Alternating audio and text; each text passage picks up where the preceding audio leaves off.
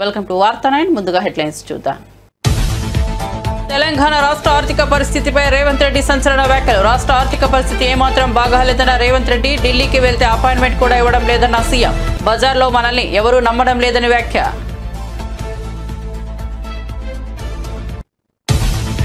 మంత్రి నారా లోకేష్ సమక్షంలో స్ట్రైడర్తో ఏపీ ప్రభుత్వం ఎంఓయూ. ఎలక్ట్రానిక్స్, గ్రీన్ ఎనర్జీ, నిర్మాణ రంగాల్లో యువతకు నైపుణ్య శిక్షణ. రాష్ట్ర వ్యాప్తంగా 20 అత్యాధునిక ట్రైనింగ్ ల్యాబ్లు ఏర్పాటు. మంగళగిరిలో సెంటర్ ఆఫ్ ఎక్సలెన్స్, అనంతపురంలో రీసెర్చ్ సెంటర్ ఏర్పాటు. జగన్ చంద్రబాబు పాలనలో మధ్య తేడా ఇదేనన్న మంత్రి పార్థసారథి. గత ప్రభుత్వ దుర్భాగ్య పాలన నుంచి ప్రజలు బయటపడ్డారని వెల్లడి. 10 లక్షల కోట్ల అప్పులతో రాష్ట్రాన్ని వైసీపీ ఊపిలోకి నెట్టిందని వెల్లడి. చట్టాన్ని అతిక్రమించిన వారిపై కఠిన చర్యలు తీసుకుని కక్ష సాధింపు కాదని స్పష్టీకరణ. పాకిస్తాన్తో ఉద్రిక్తతల నేపథ్యంలో ప్రధాని మోదీతో రక్షణ కార్యదర్శి భేటీ. ఏప్రిల్ 22 పహల్గామ్ దాడి అనంతరం భద్రతా పరిస్థితి, సైనిక సన్నద్ధతపై చర్చ. పశ్చిమ సరిహద్దుల్లో తాజా పరిస్థితిని ప్రధానికి వివరించిన రక్షణ కార్యదర్శి. సీమరాజా క్రికెట్ హిరాక్ ఆర్పీలపై పోలీసులు ఫిర్యాదు చేసిన అంబటి రాంబాబు. ఐటీడీపీపై అంబటి రాంబాబు ఫైర్. తమపై తప్పుడు పోస్టులు పెడుతున్నారంటూ ఆగ్రహం. పోలీసులు చర్యలు తీసుకోకపోతే సుప్రీంకోర్టుకైనా వెళ్తామని స్పష్టం. రాయలసీమ గడ్డన అడ్డా కబడ్దార్. వైసీపీకి బాలకృష్ణ మాస్ వార్నింగ్. టీడీపీ కార్యకర్తల జోలికి వస్తే సహించేది లేదని బాలయ్య హెచ్చరిక. ఏడాదిలోపు నియోజకవర్గంలో 50 కోట్లతో అభివృద్ధి పనులు చేపట్టానని వెల్లడి. టీడీపీ జవాబుదారీతనంతో పనిచేస్తోందని వ్యాఖ్య. ఇక వార్త వివరాల్లోకి వెళ్తే, తెలంగాణ రాష్ట్ర ఆర్థిక పరిస్థితిపై ముఖ్యమంత్రి రేవంత్ రెడ్డి సంచలన వ్యాఖ్యలు చేశారు. రాష్ట్రం ఆర్థికంగా ఏమాత్రం బాగాలేదని, తెలంగాణకు అప్పు పుట్టడం లేదని అన్నారు. రాష్ట్రానికి అప్పు ఇవ్వడానికి ఎవరూ ముందుకు రావడం లేదని ఆవేదన వ్యక్తం చేశారు. అప్పు కోసం ప్రభుత్వ అధికారులు బ్యాంకులను కలవడానికి వెళ్తే దొంగలను చూసినట్లు చూస్తున్నారని ఆందోళన వ్యక్తం చేశారు. మన వాళ్ళు ఎవరైనా ఢిల్లీకి వెళ్తే కనీసం అపాయింట్మెంట్ కూడా ఇవ్వడం లేదని, తెలంగాణ ప్రతినిధులను చెప్పులు కూడా ఎత్తుకు వెళ్తారేమో అన్నట్లుగా చూస్తున్నారని పేర్కొన్నారు. ఉద్యోగ సంఘాల డిమాండ్లపై ఆయన తీవ్రంగా స్పందించారు. ప్రభుత్వంపై సమరమని ఉద్యోగ సంఘాల నాయకులు మాట్లాడుతున్నారని, కానీ ఎవరిపై చేస్తున్నారని ప్రశ్నించారు. ప్రభుత్వం అంటే తాము ఒక్కరివే కాదని, అందరూ కుటుంబ సభ్యులే అన్నారు. ఉద్యోగులకు జీతాలు ఇస్తున్నా ప్రజలే తమకు ఉద్యోగాలు ఇచ్చారని వ్యాఖ్యానించారు. ఉద్యోగ సంఘాల నాయకులు తమ యుద్ధం ప్రజల మీద చేయాలనుకుంటున్నారా అని నిలదీశారు. రాజకీయ నాయకుల చేతుల్లో పావులుగా మారవద్దని హితవు పలికారు. రాష్ట్రమైనా ఏ దేశమైనా అభివృద్ధి ప్రభుత్వం కొంత కలిపి మీకు ఇవ్వాలి. దాదాపుగా 9,000 కోట్ల రూపాయలు బకాయిలు పెట్టిపోయింది. ఇవాళ రిటైర్ ఉద్యోగస్తులు ధర్నా చేస్తున్నారు, లేకపోతే మా బెనిఫిట్స్ వస్తలేవని అంటున్నారని కొంతమంది ఏదైతే కొన్ని రాజకీయ పార్టీలు ఆరోపణ చేస్తున్నాయో అవన్నీ మీరు మాకు వారసత్వంగా ఇచ్చిపోయిన మొండి బకాయిలు. ఇవాళ వాటిని ఒక పక్కన క్రోడీకరిస్తూ క్రమబద్ధీకరిస్తూ ఈరోజు గతంలో ఉన్న సంక్షేమ పథకాలు ఏవైతున్నాయో, పెన్షన్లు ఆపలేదు, రైతు భరోసా ఆపలేదు, షాదీ ముబారక్ ఆపలేదు, కళ్యాణ లక్ష్మి ఆపలేదు. ఇట్లా చెప్పుకుంటూ వెళ్తే గత ప్రభుత్వం ఇచ్చి సంక్షేమ పథకాలు ఏవైతే కొనసాగించిందో, రైతుకి 24 గంటలు ఉచిత విద్యుత్ ఆపలేదు. అదనంగా నేను ఆడబిడ్డలకు ఈరోజు మీకు ఇచ్చే జీతాలు కానీ మీ పెన్షన్స్ కానీ రాజకీయ నాయకులు రాజకీయ పార్టీల చేతుల్లో పావులుగా మారకండి అని చెప్పి నేను ప్రభుత్వ ఉద్యోగ సంఘాల నాయకులకు విజ్ఞప్తి చేస్తున్నా. ఏది పెంచుదామో చెప్పుండ్రి, ఎక్కడ ధరలు పెంచుదామో చెప్పుండ్రి. ఆ పరిస్థితి ఉంది దేశం ముందల. అప్పు పుడితే నేను కూడా ఏదో ఒకటి చేసి తెచ్చిచ్చేటను. అప్పు పుట్టట్లేదు, ఎవడు బజార్లో నమ్మడం లేదు. స్వీయ నియంత్రణనే దీనికి పరిష్కారము. ఉన్నంతలో గౌరవంగా సంసారాన్ని నడిపితే బజార్లో ఎవడైనా నమ్ముతాడు. వీధికెక్కి రచ్చ చేసుకుంటే కుటుంబం పరువు బజార్లో పడేసుకుంటే ఎట్లుంటుందో, ఉద్యోగ సంఘ నాయకులారా, రాష్ట్ర ప్రభుత్వం అనేది మన కుటుంబము. ఈ పరువును బజార్లో మీరు పడేస్తాము అనంటే కుటుంబ పెద్దగా వద్దు అని నేను విజ్ఞప్తి చేస్తున్నా. దయచేసి విషయాన్ని అర్థం చేసుకోండి. లెక్కలు కావాలంటే మా ఆర్థిక మంత్రికి చెప్తా, లేకపోతే మా చీఫ్ సెక్రటరీకి చెప్తా, వచ్చి కూర్చోండి. అనా పైసతో సహా మీరే లెక్క కట్టండి. నేను చెప్తున్న దానికంటే ₹1 ఆదాయం ఎక్కువన్నా మీకే పంచిపెడతా. కాంట్రాక్టర్లకు బిల్లులు ఇవ్వాలంటే ఇంకొక 7,000 కోట్లు కావాలి. నేను చెప్పేది అన్ని నిత్యావసర అత్యవసరానికే 22,000 కోట్లు. దాంట్లోనే 4,000 కోట్ల తుట్టుంది. ఇక ఆయన పెట్టిపోయిన 50,000 కోట్ల రూపాయల కాంట్రాక్టర్లకు పాత బకాయిలు ఇవ్వాలంటే నెలకి 7,000 కోట్లు కావాలి. ఇవాళ సాగునీటి ప్రాజెక్టులల్లా 70%, 80%, 90% ప్రాజెక్టులు పూర్తయినే ఉన్నాయి. నెలకు 1000 కోట్లు సాగునీటి మీద మనం ఖర్చు పెడితే 2 ఏళ్లలో దాదాపుగా 20 లక్షల ఎకరాలకు నీళ్లు ఇవ్వచ్చు. ఇవాళ రాష్ట్రం మొత్తం నెలకు మొత్తం ఇన్ఫ్రాస్ట్రక్చర్ R&B కావచ్చు, పంచాయతీరాజ్ కావచ్చు, ఇరిగేషన్ కావచ్చు, any other department for development works I'm not able to spend even 1000 crores. ప్రతి నెల రాష్ట్రంలో జరుగుతున్న కాంట్రాక్టులు పనులకు బిల్లులు చెల్లించాలంటే ఆంధ్రప్రదేశ్ యువతకు ఉజ్వల భవిష్యత్తు అందించే దిశగా రాష్ట్ర ప్రభుత్వం కీలక ముందడుగు వేసింది. ఎలక్ట్రానిక్, గ్రీన్ ఎనర్జీ, నిర్మాణ రంగాల్లో పెరుగుతున్న అవకాశాలను అందిపుచ్చుకునేలా నైపుణ్యాలను పెంపొందించడమే లక్ష్యంగా ప్రఖ్యాత సంస్థ స్నైడర్ ఎలక్ట్రిక్ ఇండియా ఫౌండేషన్తో ఆంధ్రప్రదేశ్ రాష్ట్ర నైపుణ్యాభివృద్ధి సంస్థ ఒక అవగాహన ఒప్పందం కుదుర్చుకుంది. రాష్ట్ర ఐటీ, విద్య, ఎలక్ట్రానిక్స్ శాఖల మంత్రి నారా లోకేష్ ప్రత్యేక చొరవతో ఈ ఒప్పందం కార్యరూపం దాల్చింది. ఈ ఒప్పందం ద్వారా ఈ ఏడాది ఏప్రిల్ నుంచి 2027 మార్చి మధ్య కాలంలో రాష్ట్రంలోని ప్రభుత్వ ఐటీఐలు, పాలిటెక్నిక్ కళాశాలలు, ఎన్ఎస్సి శిక్షణా కేంద్రాల్లో మొత్తం 20 అత్యాధునిక ట్రైనింగ్ ల్యాబ్లను స్నైడర్ ఎలక్ట్రిక్ ఏర్పాటు చేయనుంది. ఈ ల్యాబ్లలో ఆధునిక విద్యుత్ వ్యవస్థలు, సౌరశక్తి పరికరాలు, పారిశ్రామిక ఆటోమేషన్ టెక్నాలజీ వంటివి అందుబాటులో ఉంటాయి. పరిశ్రమల అవసరాలకు అనుగుణంగా ప్రపంచ స్థాయి ప్రమాణాలతో సుమారు 9000 మంది యువతకు ఈ కేంద్రాల్లో శిక్షణ ఇవ్వనున్నారు.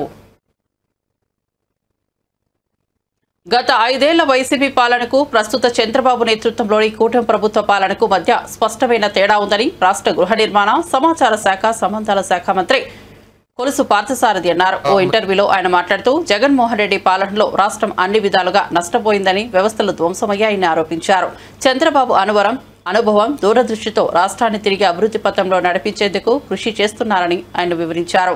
గత వైసీపీ ప్రభుత్వం రాష్ట్రాన్ని దాదాపు 10 లక్షల కోట్ల అప్పుల ఊబిలోకి నెట్టిందని మంత్రి పార్థసారథి ఆరోపించారు.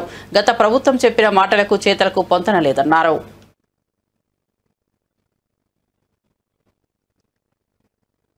పాకిస్తాన్తో ఉద్రిక్తతలు పెరుగుతున్న నేపథ్యంలో రక్షణ శాఖ కార్యదర్శి రాజేష్ కుమార్ సింగ్ ప్రధాని నరేంద్ర మోదీతో సమావేశమయ్యారు. ఏప్రిల్ 22న పహల్గాంలో జరిగిన ఉగ్రదాడి అనంతరం భారత్ తీసుకుంటున్న ప్రతిస్పందన చర్యలు, సైనిక సన్నద్ధతపై ఈ భేటీలో ప్రధానంగా చర్చ జరిగినట్లు తెలుస్తోంది. తాజా భద్రతా పరిస్థితి, ముఖ్యంగా పశ్చిమ సరిహద్దుల్లో సైనికపరమైన ఏర్పాట్ల గురించి రక్షణ కార్యదర్శి ప్రధానికి వివరించినట్లు సమాచారం. ఒకేసారి బహుళ రంగాల్లో ఎదురయ్యే సవాళ్లను ఎదుర్కొనే వ్యూహాలు, రక్షణ సరఫరాలకు అంతరాయం కలగకుండా చూసే చర్యలపై కూడా చర్చ జరిగినట్లు విశ్వసనీయ వర్గాలు తెలిపాయి. గత వారం రోజులుగా ప్రధాని మోదీ త్రివిధ దళాధిపతులు, ఇతర ఉన్నతాధికారులతో వరుస సమావేశాలు నిర్వహిస్తున్న సంగతి తెలిసిందే. రాయలసీమ గడ్డ తన అడ్డా అని సీమ జోలికి వచ్చినా, తెలుగుదేశం పార్టీ కార్యకర్తల జోలికి వచ్చినా సహించేది లేదని హిందూపురం ఎమ్మెల్యే బాలకృష్ణ వైసీపీ నేతలను తీవ్రంగా హెచ్చరించారు. హిందూపురం నియోజకవర్గంలో పర్యటించిన ఆయన పలు అభివృద్ధి కార్యక్రమాల్లో పాల్గొన్నారు. ఈ సందర్భంగా మీడియాతో మాట్లాడుతూ వైసీపీ నేతలకు ఖబర్దార్ అంటూ వార్నింగ్ ఇచ్చారు. తన పర్యటనలో భాగంగా హిందూపురం మండలం ఇందిరమ్మ కాలనీలో పేదలకు ఇళ్ల పట్టాలను బాలకృష్ణ పంపిణీ చేశారు. అనంతరం ఆయన మాట్లాడుతూ దివంగత మాజీ ముఖ్యమంత్రి నందమూరి తారక రామారావుకు హిందూపురం రెండో పుట్టినీళ్లు లాంటిదని గుర్తు చేసుకున్నారు. తెలుగుదేశం పార్టీ ఎల్లప్పుడూ ప్రజలకు జవాబుదారీగా ఉంటుందని స్పష్టం చేశారు. ముఖ్యమంత్రి చంద్రబాబు ఒక దార్శనికత కలిగిన నాయకుడు అని కొనియాడారు.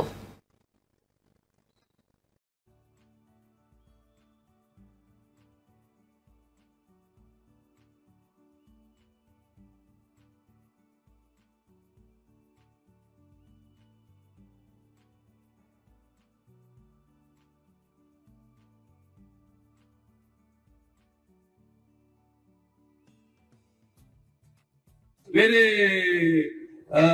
నియోజకవర్గాల నుంచి ప్రాతినిధ్యం వహించినప్పుడు జాతికి పేరు ప్రతిష్ట తీసుకొస్తారో వాడే మహానుభావులు అంటాం. అందరు మహానుభావులు కాలేరు.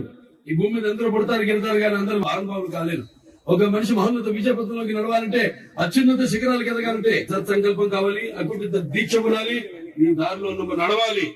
That is NTR. పార్టీ అధికారంలోకి వచ్చి సంవత్సరంలోనే 50 కోట్ల రూపాయలను ప్రతి గ్రామానికి కూడా తారు రోడ్లు అయితేనేమి, సీసీ రహదారులు అయితేనేమి, ఈ డ్రైనేజ్ ఏర్పాటు చేయడం జరిగింది. నేను అనుకున్న గెటప్ ఏది డాక్టర్ అన్ని ప్రతి సినిమా, నా సినిమాలో సందేశం ఉంటుంది. సందేశం లేకుండా ఉంటాం. ఆ సినిమా ముందు మిమ్మల్ని దృష్టిలో పెట్టుకుంటాను. మీకు నేనేమిస్తున్నాను, నేనేం అందిస్తున్నాను. తమ పార్టీ పైన పార్టీ నేతలపైన సోషల్ మీడియా వేదికగా జరుగుతున్న తప్పుడు ప్రచారంపై వైసీపీ నేత మాజీ మంత్రి అంబటి రాంబాబు పోలీసులకు ఫిర్యాదు చేశారు. వైసీపీకి వ్యతిరేకంగా అసత్యాలు ప్రచారం చేస్తున్న వారిపై చట్టపరమైన చర్యలు తీసుకోవాలని డిమాండ్ చేశారు. పోలీసులు తమ ఫిర్యాదులపై స్పందించిన పక్షంలో న్యాయస్థానాలను ఆశ్రయించక తప్పదని హెచ్చరించారు. 2 కంప్లైంట్స్ని ఈ పట్టాపురం పోలీస్ స్టేషన్లో ఇవ్వటం జరిగింది. ఇది ప్రధానంగా సోషల్ మీడియాలో వైఎస్ఆర్ కాంగ్రెస్ పార్టీకి చెందినటువంటి నాయకుల్ని తీవ్ర అసభ్య పదజాలంతో లోకేష్ గారి ప్రోద్బలంతో పోస్టులు వీడియోలు పెట్టి మా గౌరవ ప్రతిష్టలకు భంగం కలిగే విధంగాను, సంఘంలో పార్టీలు మధ్యన చిచ్చు పెట్టే విధంగాను గత కొంతకాలంగా ఐటీడీపీ ఆధ్వర్యంలో జరుగుతున్నటువంటి సోషల్ మీడియాలో అరాచకాన్ని అడ్డుకునేందుకు ఒక ఉద్యమ రూపంలో వైఎస్ఆర్ కాంగ్రెస్ పార్టీ తరఫున మేము పనిచేస్తున్నామని ఈ సందర్భంగా చెప్పదలుచుకున్నాం. ముఖ్యంగా గతంలో 5 కంప్లైంట్స్ పోయిన సంవత్సరం నవంబర్ మాసంలో ఇవ్వటం జరిగింది. 5 కంప్లైంట్స్ కూడా పోలీసు వారు రిజిస్టర్ చేయకపోతే హైకోర్టుని ఆశ్రయించడం జరిగింది. హైకోర్టులో 4 కేసులు రిజిస్టర్ చేశారు, ఇంకొక కేసు రిజిస్టర్ చేయలేదు. అది కూడా ఇంకా హైకోర్టులో పెండింగ్లో ఉంది. ఇది ఇలా ఉంటే సీమరాజు అనే ఒక వ్యక్తి ఆయన ఒక వీడియోలు చేసి తన ఐడిలో వైఎస్ఆర్ కాంగ్రెస్ పార్టీని, జగన్మోహన్ రెడ్డి గారిని, వైఎస్ఆర్ కాంగ్రెస్ పార్టీ నాయకుల్ని, నన్ను అనేక రకాలుగా దుర్భాషలాడి విద్వేషాలు రెచ్చగొడుతూ అనేక పోస్టింగ్లు, అనేక వీడియోలు చేస్తున్నటువంటి విషయం చాలామందికి తెలుసు. దీని వెనుకాల టీడీపీ ఉండి నడుపుతూ ఉంది. పైగా ఆ సీమరాజు అనే ఆయన పేరు వేరే చంద్రకాంత్ చౌదరిట. ఆయన మెల్లో వైఎస్ఆర్సీపీ జెండా కండువా కప్పుకుంటాడు. వైఎస్ఆర్సీపీ అంతర్జాతీయ జనరల్ సెక్రటరీ అని చెప్పి మోసం చేసి, చీట్ చేసి ప్రజలను నమ్మించేందుకు ప్రయత్నం చేస్తూ ఉన్నాడు. ఆయన మీద గతంలో కూడా నేను ఇదే పోలీస్ స్టేషన్లో కంప్లైంట్ ఇచ్చాను. But police has not taken any action. Case కూడా రిజిస్టర్ చేయలేదు. ఇవాళ నేను ఒక కంప్లైంట్ వారికి ఇచ్చి ఆ సీమరాజు అనే వ్యక్తి మీద కంప్లైంట్ డీటెయిల్స్గా ఇచ్చి నేను రసీదు కూడా తీసుకున్నాను. ఎందుకు రసీదు తీసుకున్నానంటే పోలీసు వారు రిజిస్టర్ చేయకపోతే న్యాయస్థానాలను ఆశ్రయించవలసిన అవసరం ఉంటుందని రసీదు తీసుకుని రసీదు ఇవ్వటం అనేది వారి డ్యూటీ. ఏదైనా ఒక కంప్లైంట్ పోలీస్ స్టేషన్లో ఇస్తే రసీదు ఇవ్వాలి, నాకే కాదు ఎవరికైనా, కేసు రిజిస్టర్ చేసి విచారణ జరపాలి. కానీ మేము ఇచ్చినటువంటి కంప్లైంట్స్కి అలాంటి ఆదరణ పోలీసు వారి దగ్గర రావడం లేదు. కాబట్టి న్యాయస్థానాల్ని ఆశ్రయించవలసిందిగా మేము అనుకున్నాం. ఆ రకంగా న్యాయస్థానాల్ని ఆశ్రయించేటటువంటి కార్యక్రమం కూడా చేస్తూ ఉన్నాం. అది ఒక కంప్లైంట్. రెండవ కంప్లైంట్ కిరాక్ ఆర్పి అట. అతను కూడా నా మీద చేస్తున్నాడు, గౌరవ మాజీ ముఖ్యమంత్రి గారి మీద చేస్తున్నారు, రోజా గారి మీద, వైఎస్ఆర్ కాంగ్రెస్ పార్టీ కార్యకర్తల మీద, నాయకుల మీద విచ్చలవిడిగా బూతులు వాడేటటువంటి ప్రయత్నం చేస్తూ ఉన్నారు. నేను ఈ మధ్యన పార్టీ పర్సన్గా న్యాయస్థానానికి వెళ్ళి 4 కేసులు రిజిస్టర్ చేసే విధంగా చేస్తే నేను న్యాయస్థానానికి వెళ్ళడాన్ని కూడా అసభ్యంగా బూతులు తిడుతూ వీడియోలో చేసి పెట్టారు. ఇది నిజానికి చట్ట ప్రకారంగా న్యాయస్థానాన్ని కూడా కించపరిచే విధంగా ఆ కిరాక్ ఆర్పి అని ఆయన మాట్లాడటం జరిగిందని ఈ సందర్భంగా నేను చెప్పదలుచుకున్నాను. వీరందరి మీద సోషల్ మీడియాలో ఎవరైతే వైఎస్ఆర్ కాంగ్రెస్ పార్టీ మీద దూషణ భూషణలు చేస్తున్నారో, చట్ట వ్యతిరేకంగా మాట్లాడుతున్నారో వారందరి మీద కేసులు పెట్టవలసిందిగా మేము కంప్లైంట్ చేస్తే పోలీసు వారు దాని మీద దృష్టి పెట్టడం లేదు. అదే వైసీపీకి సోషల్ మీడియాకు సంబంధించి ఎవరైనా కంప్లైంట్ ఇస్తే చాలు, లేనిపోని సెక్షన్లన్నీ వేసి వారిని నెలల తరబడి జైల్లో పెట్టి భయపెట్టేటటువంటి కార్యక్రమం చేస్తున్నారు. దీనికి వ్యతిరేకంగా ఒక ఉద్యమ రూపంలో మేము ఇవాళ ఈ కార్యక్రమాన్ని చేపట్టామని మనవి చేస్తున్నాను. ఆ గౌరవనీయులైనటువంటి సీమరాజు గారు కానీ, లేదా ఆ గౌరవనీయులైన కిరాక్ ఆర్పి గారు కానివ్వండి, వాళ్ళు చట్ట వ్యతిరేకంగా వ్యవహరిస్తున్నారు సోషల్ మీడియాలో. సీమరాజైనా సింహరాజైనా కిరాక్ మిస్ వరల్డ్ 2025 ఏర్పాట్లపై CM Revanth Reddy command control సెంటర్లో అధికారులతో సమీక్ష నిర్వహించారు. హైదరాబాద్ వేదికగా జరగనున్న ఈ అంతర్జాతీయ ఈవెంట్కు అన్ని విభాగాల సమన్వయం అవసరమని సూచించారు. భద్రత, వసతి, రవాణా, వైద్య సేవల ఏర్పాట్లపై అధికారులను ఆదేశించారు. మంత్రులు జూపల్లి కృష్ణారావు, పొంగులేటి శ్రీనివాసరెడ్డి, సీఎం సలహాదారు వేం నరేందర్ రెడ్డి, ప్రభుత్వ ప్రధాన కార్యదర్శి రామకృష్ణారావు, డీజీపీ జితేందర్, ఇతర ఉన్నతాధికారులు సమావేశంలో పాల్గొన్నారు. ప్రపంచ దృష్టి తెలంగాణపై ఉండేలా ఈ ఈవెంట్ను విజయవంతంగా నిర్వహించాలని సీఎం స్పష్టం చేశారు.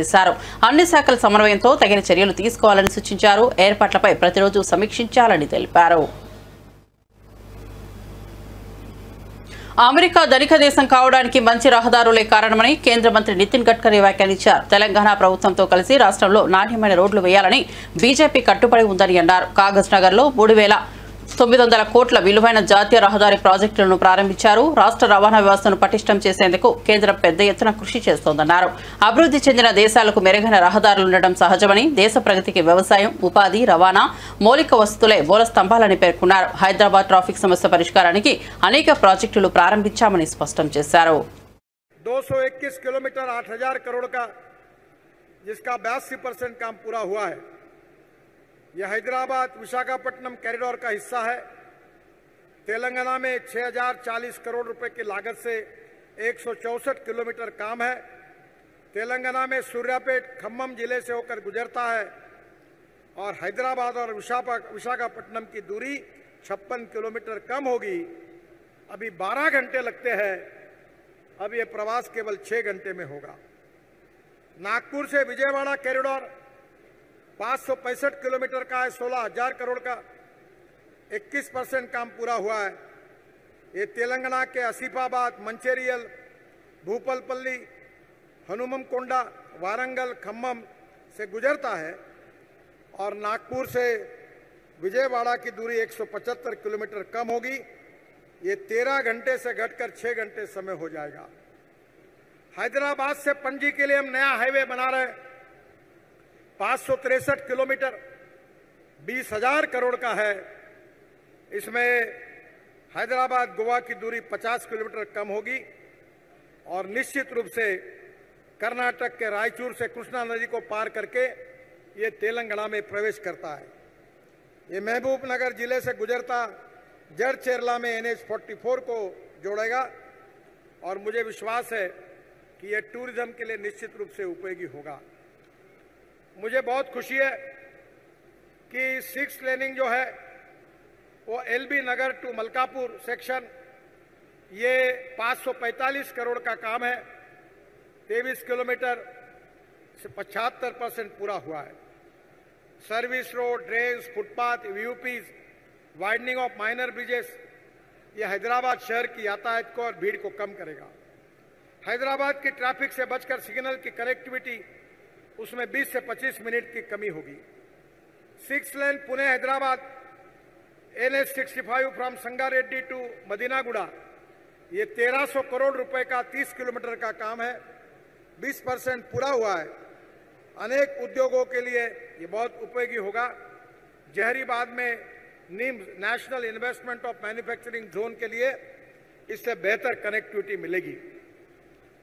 Construction of 6 lane elevated corridor to the urban limit of Hyderabad Bhopalpatnam section, ये 627 करोड़ का है और इसका भी 46% प्रोग्रेस हुआ है। मुझे विश्वास है कि इससे भी निश्चित తెలంగాణలో ఇందిరమ్మ ఇళ్లను కేవలం కాంగ్రెస్ కార్యకర్తలకే కేటాయిస్తున్నారని బీజేపీ ఎంపీ ఈటెల రాజేందర్ ఆరోపించారు. రాష్ట్రంలో పాలక మండళ్లను నియమించకుండా ప్రత్యేక అధికారుల పాలన కొనసాగుతోందన్నారు. పంచాయతీలు, మున్సిపాలిటీలో పనిచేసిన కాంట్రాక్టర్లకు నిధులు విడుదల చేయడం లేదని విమర్శించారు. సఫాయి కార్మికుల జీతాలు ఇవ్వని పరిస్థితి నెలకొని ఉందన్నారు. పంచాయతీ, మున్సిపాలిటీలు పనిచేయలేని స్థితిలో ఉన్నాయని తెలిపారు. కాంట్రాక్టర్లు ఆర్థిక మంత్రి కార్యాలయం ఎదుట ధర్నా చేయాల్సిన పరిస్థితి ఉందన్నారు. ఉద్యోగులు పదవి విరమణ పొందినప్పటికీ లాభాలు అందట్లేదని, చివరకు ఎంపీలను కలిసి కమిషన్లు ఇవ్వాల్సిన దుస్థితి నెలకొందని ఆరోపించారు. కొట్టుకపోయింది, మొత్తం తడిసి ముద్దయింది. ఇప్పటికే కన్నీళ్లు పెడుతున్నారు. ఒక మహిళ పిడుగుపడి చనిపోయినట్టుగా మనం చూస్తూ ఉన్నాం. కాబట్టి ప్రభుత్వం తక్షణమే అడుగుతున్నాయి, ఎటుపోతున్నారు అసలు. అనేక సార్లు పత్రికలు చూసినాం, 10 లక్షల లోపున్న బిల్లులన్నీ కూడా ఈ నెల వరకు ఇస్తాం, 20 లక్షల లోపున్న ఈ నెల వరకు ఇస్తాం అని చెప్పి చివరికి కాంట్రాక్టర్లు కూడా ధర్నా చేసే పరిస్థితి వచ్చింది.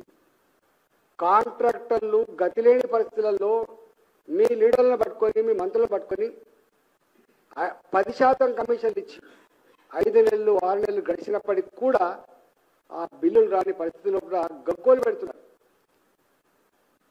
ఇవాళ పోలీస్ డిపార్ట్మెంట్లో పనిచేస్తున్నారు కావచ్చు, ఆర్టీసీలో పనిచేస్తున్నారు కావచ్చు, వాళ్ళకు లోన్ తీసుకునే వెసులుబాటు ఉంటుంది. వాళ్ళు దాచుకున్నటువంటి డబ్బులు మళ్ళీ లోన్ తీసుకునే పరిస్థితి ఉంటుంది.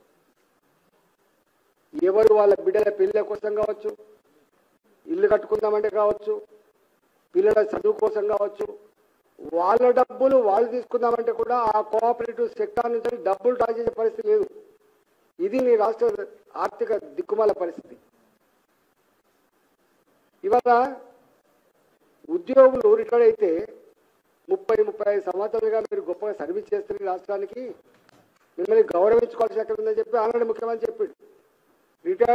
రిటైర్డ్ కాగానే నేను మంచిగా కార్లు ఎక్కించుకొని నీకు రావాల్సిన బెనిఫిట్స్ అన్ని కూడా నీకు చేతిలో పెట్టి నేను ఇంటికి తీసుకుపోయి సన్మానించి నీ ఇంటికాడ తోలేస్తామన్నటువంటి రాష్ట్రంలో ఇవాళ పరిస్థితి, రిటైర్డ్ అయినటువంటి ఉద్యోగులు కూడా వాళ్ళకి రావాల్సిన బెనిఫిట్స్ రాకపోతే బ్రోకర్ల దగ్గరికి కావచ్చు, రాజకీయ నాయకుల దగ్గరికి కావచ్చు, చివరికి ఎట్లొచ్చిందంటే మీ ఎంపీ గారితో ఒక లెటర్ పట్టుకొచ్చుకోపో నీ బిల్లుకి పే చేస్తామనేటువంటి పరిస్థితి. అంటే ఎంపీ గారి లెటర్ తీసుకోవాల్సిందే, మళ్ళీ అల్లకెళ్ళి కమిషన్ తీసుకొని బిల్లు ఇచ్చేటువంటి దౌర్భాగ్య పరిస్థితి. అంటే రిటైర్డ్ అయినటువంటి ఉద్యోగులకు కూడా వాళ్లకు రావాల్సిన బెనిఫిట్స్ ఇచ్చేటువంటి పరిస్థితిలో ఈ రాష్ట్ర ఆర్థిక పరిస్థితి. చివరికి ఆయన మాట్లాడతాడు, నాకు వస్తుందే నెలకు 18,500 కోట్లు, మీ చేతుల్లో పెడతా, మీరే జీతాలు ఇచ్చుకుంటారా, కాంట్రాక్ట్లకు ఇచ్చుకుంటారా, బియ్యానికి ఇచ్చుకుంటారా, కరెంట్ సబ్సిడీ ఇచ్చుకుంటారా అని చెప్పే పరిస్థితి. అంటే అకాల వర్షాలతో వందల లారీలు ధాన్యం తడిసిపోయి ఉండగా రైతులు ధాన్యంపైనే ప్రాణాలు కోల్పోతున్నారని బీఆర్ఎస్ ఎమ్మెల్యే హరీష్ రావు ఆగ్రహం వ్యక్తం చేశారు. సిద్దిపేట మార్కెట్లో పర్యటించిన ఆయన ఇప్పటికే 5 రైతులు ధాన్యపు కుప్పలపై మరణించారని, ఇవి సహజ మరణాలు కాదని కాంగ్రెస్ ప్రభుత్వ హత్యలని ఆరోపించారు. తడిసిన ధాన్యాన్ని వెంటనే కొనుగోలు చేయాలని డిమాండ్ చేశారు. వారం దాటి కూడా కొనుగోలు ప్రక్రియ జరగక రైతులు ఆందోళనకు గురవుతున్నారని తెలిపారు. ఈ పరిస్థితికి సీఎం వ్యవసాయ మంత్రి బాధ్యులని విమర్శించారు. ధాన్యపు రాశులే కాంగ్రెస్ వైఫల్యానికి సాక్ష్యమని అన్నారు. రైతుల ప్రాణాలు లెగ్గా తీసుకోవద్దని హనుమయ్య అనే రైతు వడ్ల కుప్ప మీదనే ఆకనూరు గ్రామం, చేర్యాల మండలం, సిద్దిపేట జిల్లాలో చనిపోవడం జరిగింది. ఏప్రిల్ 22 మహబూబాద్ జిల్లా నెల్లికుదురు మండలం, అక్కడ బిర్రు వెంకన్న అనే రైతు ధాన్యం తెచ్చి ధాన్యం కుప్ప మీదనే చనిపోవడం జరిగింది. ఇట్లా చాలామంది రైతులు, అంటే ఇవి నిజంగా ఇవి నార్మల్ డెత్స్ కావు, ప్రభుత్వ నిర్లక్ష్యం వల్ల జరిగినటువంటి చావులు. ఒక రకంగా చెప్పాలంటే ఇవి ప్రభుత్వ హత్యలు. రైతులు ఇవాళ ఇట్లా చనిపోతున్నా ఈ ప్రభుత్వానికి చీమ గుట్టినట్టు కూడా లేదు. అందాల పోటీల మీద ఉన్న శ్రద్ధ రైతుల మీద లేకపోవడం సిగ్గుచేటు. ముఖ్యమంత్రి గారు అందాల పోటీల మీద రివ్యూలు పెడుతుండే, ఎంత గొప్పగా అందాల పోటీలు పెట్టాలన్నారు. అందాల పోటీలు కడుపు నింపుతాయా? దేనికోసం? ఒకవైపు రాష్ట్రంలో రైతులు పిట్టల్లాగా రాలిపోతా ఉన్నారు, ధాన్య కుప్పల మీద రైతులు చనిపోతా ఉన్నారు, రోజుల తరబడి ధాన్యం కొనే దిక్కులేక దయనీయమైనటువంటి స్థితిలో రాష్ట్రంలో రైతులు ఉన్నారు.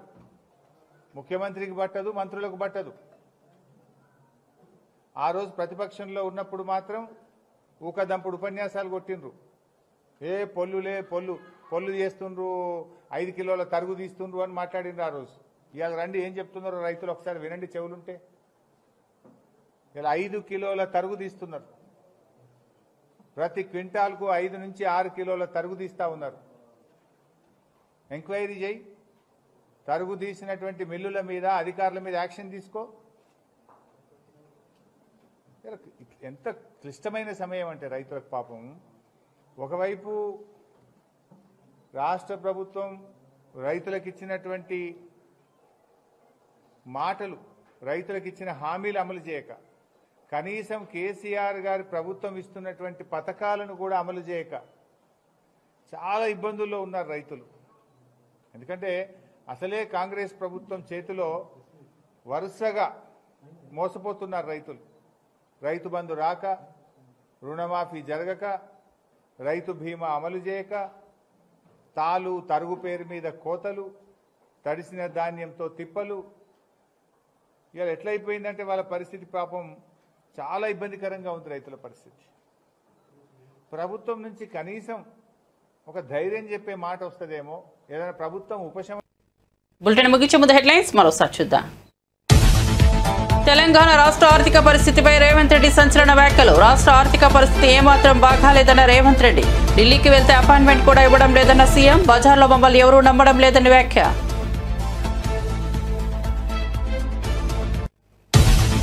మంత్రి నారా లోకేష్ సమక్షంలో స్నైడర్తో ఏపీ ప్రభుత్వం ఎంఓయూ. ఎలక్ట్రానిక్స్ గ్రీన్ ఎనర్జీ నిర్మాణ రంగాల్లో యువతకు నైపుణ్య శిక్షణ. రాష్ట్ర వ్యాప్తంగా 20 అత్యాధునిక ట్రైనింగ్ ల్యాబ్ల ఏర్పాటు. మంగళగిరిలో సెంటర్ ఆఫ్ ఎక్సలెన్స్, అనంతపురంలో రీసెర్చ్ సెంటర్ ఏర్పాటు. జగన్ చంద్రబాబు పాలనల మధ్య తేడా ఇదేనన్న మంత్రి పార్థసారథి. గత ప్రభుత్వ దుర్మార్గ పాలన నుంచి ప్రజలు బయటపడ్డారని వెల్లడి. 10 లక్షల కోట్ల అప్పులతో రాష్ట్రాన్ని వైసీపీ ఊబిలోకి నెట్టింది. చట్టాన్ని అతిక్రమించిన వారిపై కఠిన చర్యలు. కక్ష సాధింపు కాదని స్పష్టీకరణ. పాకిస్తాన్తో ఉద్రిక్తతల నేపథ్యంలో ప్రధాని మోదీతో రక్షణ కార్యదర్శి భేటీ. ఏప్రిల్ 22న పహల్గాం దాడి అనంతరం భద్రతా సిబ్బంది, సైనిక సన్నద్ధలపై చర్చ. పశ్చిమ సరిహద్దులో తాజా పరిస్థితిని ప్రధానికి వివరించిన రక్షణ కార్యదర్శి. సీమరాజా కిరాక్ ఆర్పీలపై పోలీసులకు ఫిర్యాదు చేసిన అంబటి రాంబాబు. ఐటీడీపీలపై అంబటి రాంబాబు ఫైర్. తమపై తప్పుడు పోస్టులు పెడుతున్నారంటూ ఆగ్రహం. పోలీసులు చర్యలు తీసుకోకపోతే సుప్రీంకోర్టుకైనా వెళ్తామని స్పష్టం.